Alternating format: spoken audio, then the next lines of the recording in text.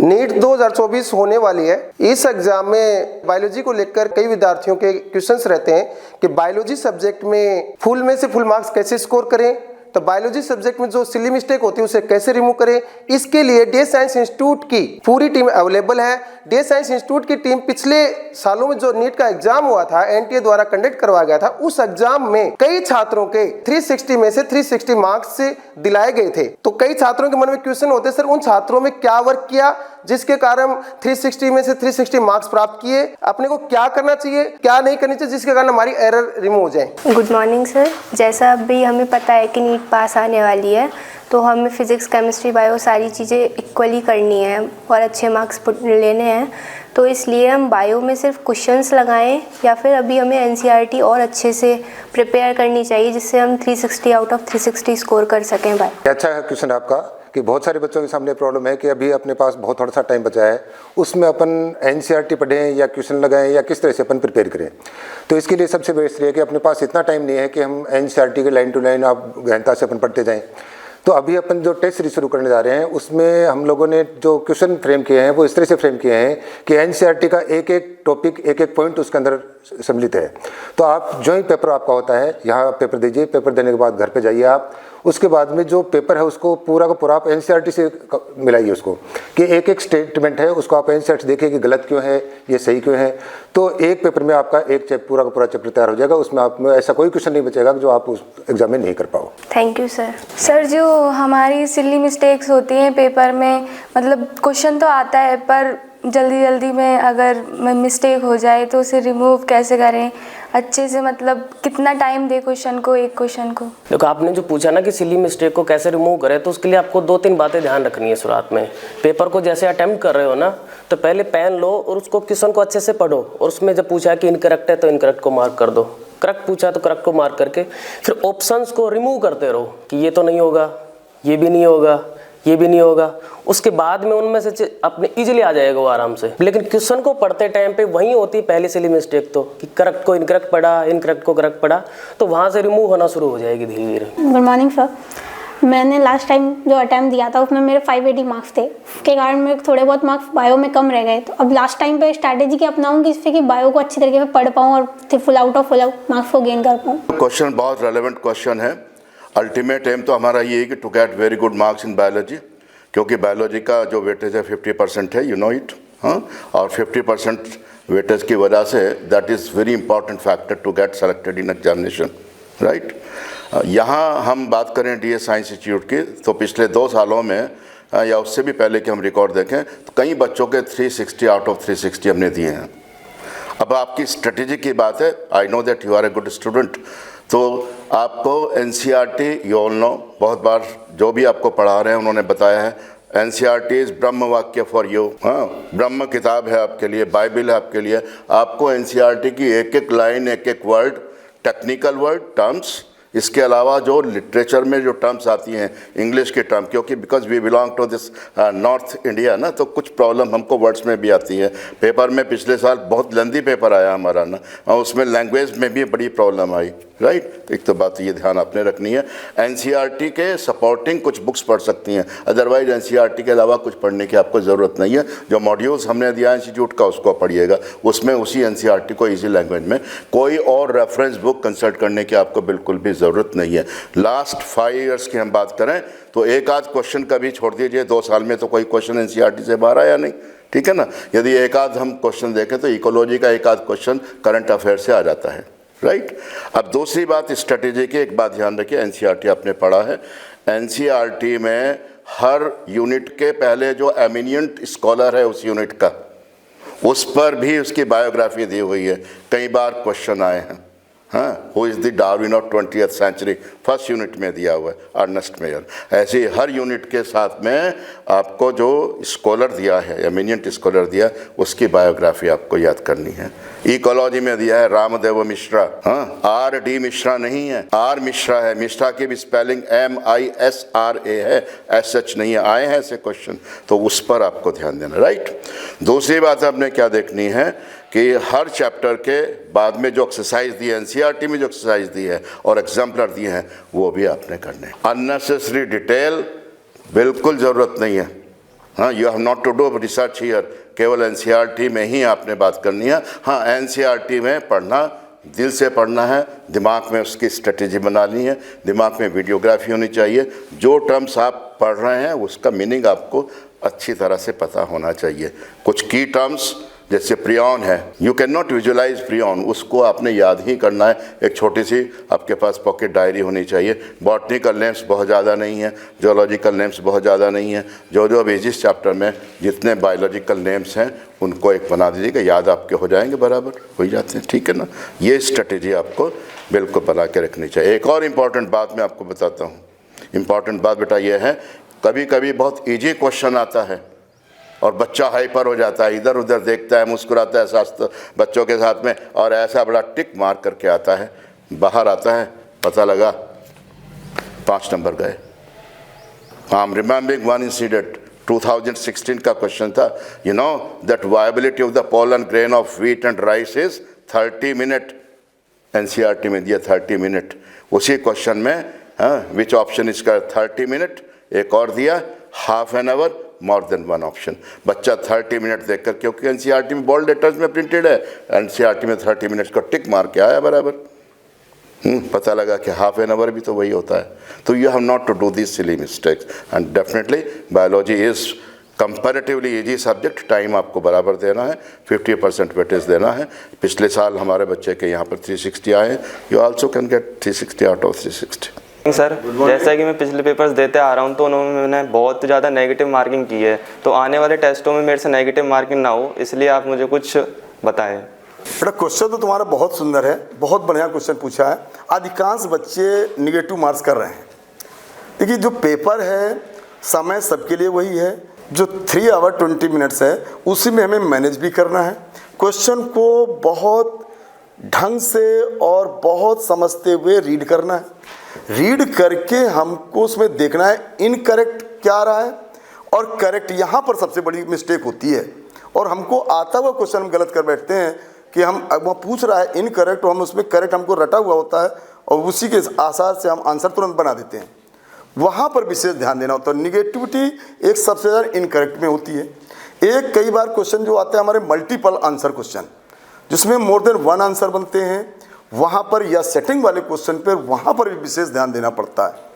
अगर इन 2 विषय पर ध्यान देंगे तो निगेटिविटी बहुत कम होगी।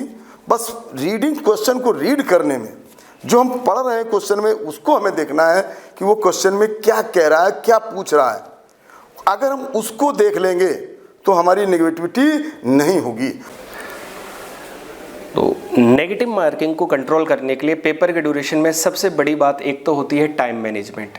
जब हमारा टाइम मैनेजमेंट ढंग का नहीं होता है, प्रॉपर तरीके से नहीं होता है, तो हमें स्पीड लेनी पड़ती है और उसकी वजह से मिस्टेक होने के पूरे क्या रहते हैं, चांसेस रहते हैं।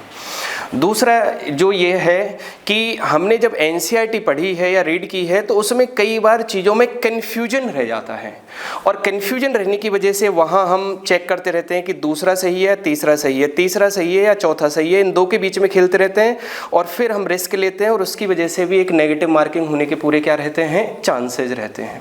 थोड़ा सा टेस्ट एनालिसिस की जो कॉपी होती है ना, आप मेंटेन कर सकते हैं हर टेस्ट में। अगले टेस्ट में आप देख के जाओ कि आपने क्या गलती करी थी। हाँ कि भाई नहीं है, क्वेश्चन में हमने पढ़ा कि भाई कौन सा गलत नहीं है ना, तो हमने नहीं पढ़ा उसमें, है ना, या फिर तो उसमें जब आप अगली बार टेस्ट देने जाओगे तो उस कॉपी को देख के जाओ। क्वेश्चन आपको आता था, पढ़ने में मिस्टेक करी है कभी, तो आपको अगली बार पता चलेगा कि मैंने पिछली बार जो है पढ़ने में मिस्टेक कर दी थी, तो मैं अगली बार ये नहीं करूँगा। फिर अगले टेस्ट में आपसे अगले टेस्ट में भी गलती होगी। ऐसा नहीं है कि आपसे भाई अगले टेस्ट में बिल्कुल परफेक्ट हो जाओगे, कोई गलती नहीं करोगे, लेकिन अगर उस चीज़ को आप देख के गए गलती को, तो थोड़ा गलती जो है वो कम होगी। फिर आप जो दूसरे टेस्ट की गलतियां हैं, फिर आप जो क्वेश्चंस जो है वो गलत हुए हैं कि भाई मैंने वापस से जो ऑप्शन है नीचे मल्टीपल करेक्ट का ऑप्शन था, यस बोथ 1 and 3 ऑप्शन था, मैंने फर्स्ट लगा दिया। आप उसको एज इट इज़ लिखो कि भाई पहला ऑप्शन था वो भी सही था, तीसरा था वो भी सही था, और चौथा ऑप्शन बोथ 1 and 3 था, लेकिन मैंने वो पढ़ा नहीं। तो आप जब अगली बार जाओगे तो आपको ध्यान रहेगी वो बात कि भाई मैंने ये चीज़ पढ़ी नहीं थी। या ऐसे लगातार आप स्टेप वाइज जब बढ़ते जाओगे तो धीरे धीरे नेगेटिविटी जो है वो क्या होती जाएगी, कम होती जाएगी। जो टेस्ट का एनालिसिस है वो ज़्यादा इम्पॉर्टेंट होता है। नेगेटिव होंगे ज़रूर होंगे, लेकिन उनको कम करने का तरीका है एनालिसिस, कि मैंने पिछली बार गलती क्यों करी थी। अगर वो मुझे इस टेस्ट से पहले पता चल जाए, क्योंकि ऐसा तो नहीं कि मैंने 2 हफ्ते पहले टेस्ट दिया था और मुझे वो गलती अभी भी याद रहेगी। सबसे बेटर काम है उसको आप लिखो।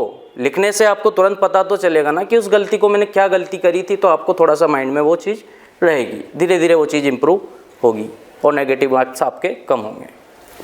प्रैक्टिस वाली बात है।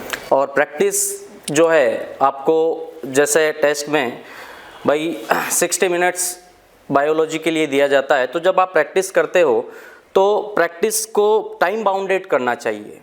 जो अपने पेपर में जैसा प्रैक्टिस होता है, पेपर जैसा आता है, सेम जब आप घर प्रैक्टिस करते हो तो टाइम बाउंडेड प्रैक्टिस आपको करनी चाहिए। ताकि क्या होगा कि जैसे आप टाइम बाउंडेड प्रैक्टिस करोगे तो आपको जब घर पे प्रैक्टिस करोगे तब भी गलतियां होंगी, है ना, तो आप उन गलतियों को आप सुधार पाओगे। ठीक है। सर मैं ये भी पूछना चाहता था कि आजकल के पेपर पैटर्न में असर्शन रीज़न वाले क्वेश्चन बहुत ज़्यादा बढ़ चुके हैं, तो how to we know that it's the right explanation और not? This is a huge mistake we did in a paper, so how we tackle it? हाँ, अपन देख रहे हैं कि 2 सालों से ये एसरेशन रीजन वाले क्वेश्चन आ रहे हैं। सबसे सही है इनमें, बहुत ईजी क्वेश्चन है ये। आप तो जो एसरेशन है उसको पढ़ करके बिकॉज लगा करके उसका रीजन पढ़ लीजिए। बिकॉज लगा के रीजन पढ़ोगे, फिर आप एनसीईआरटी से मिलाइए कि एनसीईआरटी में बात है या नहीं है। अगर एनसीईआरटी वो बात सही है, इसका मतलब रीजन सही है, नहीं तो एक्सप्लेनेशन है, नहीं तो एक्सप्लेनेशन नहीं है। स्टेटमेंट दोनों सही हो सकते हैं, लेकिन रीजन कब होगा? बिकॉज लगा के और आप पढ़ोगे तो आपको लगेगा कि इसका वास्तव में रीजन है या नहीं है, तो इसमें आपको गलती करने के चांस कम हो जाएंगे। सर जैसे पेपर स्टार्ट करते हैं तो ऐसा होता है कि जैसे पहले अपन बायो करते हैं तो अपन क्वेश्चन करने लगते हैं, तो कुछ क्वेश्चंस बीच में ऐसे आ जाते हैं जो अपन नहीं कर पाते। ऐसा लगता है ये कैसा क्वेश्चन आ गया, अपन नहीं कर पाते, तो अपन को थोड़ी घबराहट होने लग जाती है पेपर में कि मैं नहीं कर पा रही हूँ, तो इससे एक एंजाइटी हो जाती है। तो मैं फिर आगे जो क्वेश्चंस आते हैं उसको भी गलत करने लग जाती हूँ। मुझे आते हैं वो क्वेश्चंस, पर मैं एंजाइटी की वजह से उन क्वेश्चंस को गलत करने लग जाती हूँ। मेरा माइंड काम करने नहीं लगता, ऐसा लगता है कि सब कुछ ब्लैंक हो गया है यार, कुछ हो ही नहीं रहा है। तो इस चीज़ से मैं कैसे इम्प्रूव करूँ? मतलब आपने जो पूछा ना एंजाइटी के बारे में, कि पेपर के दौरान जो शुरुआत होती है उस पहले से ही एंजाइटी होना शुरू होती है कि 2-3 क्वेश्चन आपने करे वो नहीं आए। तो उसके लिए मैं एक बात बताना चाहूँगा कि आप पेपर की शुरुआत में पहले 10-15 मिनट सेलेक्टिव क्वेश्चन करिए, जो आपको लग रहा है कि आ जाएगा। तो ऐसे 10 क्वेश्चन आप चूज कर लीजिए, जो लग जाएगा उन 10 को करिए। उसके बाद में पूरे पेपर को जहाँ से भी करना शुरू हो आप कर लिए। तो जो शुरुआत के 10-15 क्वेश्चन करोगे और वो हो जाएंगे आपको, क्योंकि आपने सेलेक्टिव किया था वो। उसके बाद में आपकी एंजाइटी काफ़ी हद तक कम हो जाएगी। जहाँ तक मैं समझता हूँ, जब कोई बालक लगातार 4 या 5 क्वेश्चन उससे नहीं हो पाए तो उसे घबराहट होना बहुत सामान्य सी बात है। इसके लिए मैं ये कहना चाहूँगा कि वो 1 या 2 पेज उस सब्जेक्ट के पलट दे, या सब्जेक्ट का जो है सब्जेक्ट ही चेंज कर दे। और हो सकता है, क्योंकि हर पेपर पूरा बैलेंस होता है, उसमें हमेशा टफ क्वेश्चन ही नहीं होते हैं, बहुत सिंपल क्वेश्चन भी होते हैं। अगर हम इसी में घबराहट में यहीं फंस जाएंगे तो हमारे जो सिंपल क्वेश्चन है, जो कि बहुत कम समय में होने वाले हैं, ओके, वो हमारे रह जाएंगे, और रह जाएंगे तो फिर और प्रॉब्लम क्रिएट होती है। तो इसका मुझे जो जहाँ तक समाधान बढ़िया लग रहा है वो ये है कि आप 4-6 क्वेश्चन छोड़ दें या पेज पलट दें। अगर ये संभव नहीं कर पा रहे हैं तो आप सब्जेक्ट भी चेंज कर सकते हैं, और अंत में या वो सब्जेक्ट पूरे हो जाए तब आप यहाँ वापस आ सकते हैं। देखिए बेटा, अभी सर ने जो बताया बिल्कुल वही स्ट्रेटजी है कि आपको एक सब्जेक्ट में कम से कम 2-3 राउंड में आपको पेपर सॉल्व करना है। करते जाइए। आप 100% कॉन्फिडेंट हैं कि क्वेश्चन में कोई दिक्कत नहीं है, टिक कीजिएगा। जहाँ थोड़ा सा अटकाव होता है स्किप कीजिएगा उसको, फिर दूसरा राउंड लीजिएगा, तीसरा राउंड लीजिएगा। फिर भी मान लिया कोई क्वेश्चन में आप अटक जाते हैं तो आप एलिमिनेट कीजिएगा। 3 आंसर ये है, बिल्कुल करेक्ट पूछा है आपसे या इनकरेक्ट पूछा है, ये तो इनकरेक्ट है, ये 100% है, ये भी इनकरेक्ट है, ये भी। अब चौथा ऑप्शन आपके पास में रह गया। यदि चारों ऑप्शन में एक ही करेक्ट है या इनकरेक्ट है तो आप एलिमिनेट करके चीज़ों को फटाफट कर सकते हैं। You have to give at least 3 round to the question paper. पहले में करते जाइए, दूसरे में कीजिएगा, और डेफिनेटली कभी कभी माइंड स्टिक हो जाता है तो उसको छोड़ दीजिएगा, फिर दूसरे राउंड में उसको टेकअप कीजिएगा।